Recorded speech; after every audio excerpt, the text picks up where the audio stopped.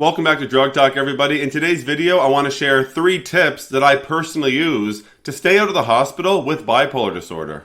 So before we jump into the tips, just to give some context for this video, I've been living with bipolar now for about 8 years, and I had 1 episode each year for the first 5 years, but then really got control of things and haven't been hospitalized since, so I've been healthy for just over 3 years. Keep in mind during this video, I'm coming at you with information from a personal standpoint as a patient with bipolar disorder. This is not something that I've researched like my other videos. This is just things that work for me that I wanted to share with you. If it can keep one person out of the hospital, then I'll be happy.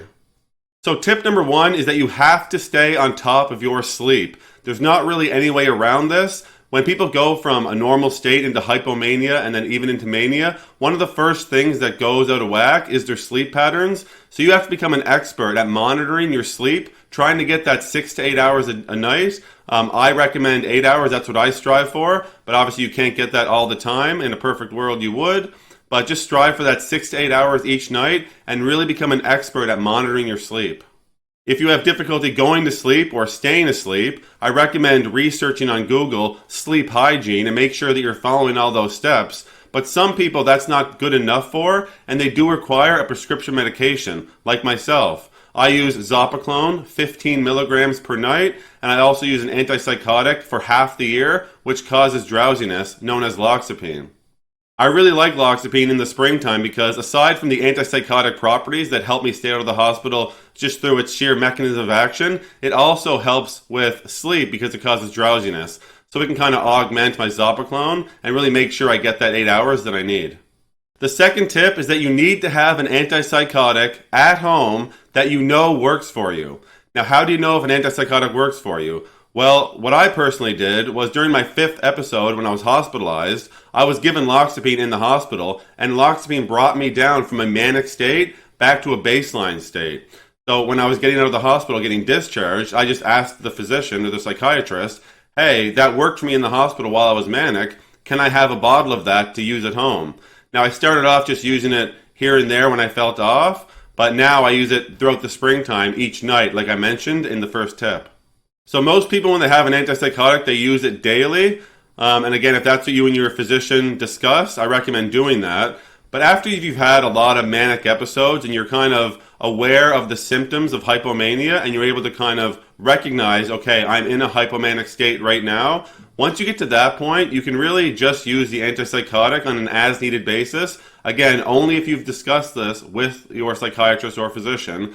But that's the point that I've got to now. So like I said, throughout the spring, I just use it every night because I know it's not doing me any harm, and I want it to have the maximum coverage. But throughout the winter time, when I'm not really suspecting mania to come along, if I feel off or I have a bad sleep one night or 2 nights in a row I don't get a great sleep, I'll use an antipsychotic for 3 or 4 nights just to get me back to that level playing field, back to baseline. And tip number 3, this is something that I've developed myself and it has worked tremendously for me, is that you have to start journaling. Now, I don't mean writing out page after page each day and taking a lot of time with this.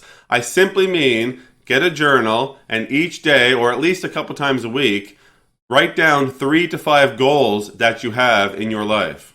For weeks or for months, you'll just keep writing down mundane goals like I want to exercise today, I don't want to miss a shift of work this week, little simple goals like that. But once you enter into a state of hypomania or mania, but it will be hypomania first, you will notice that your goals change. They may go from, I want to go for a run 3 times a week, to, I want to save the world, I want to end world starvation. Something like that that becomes very grandiose.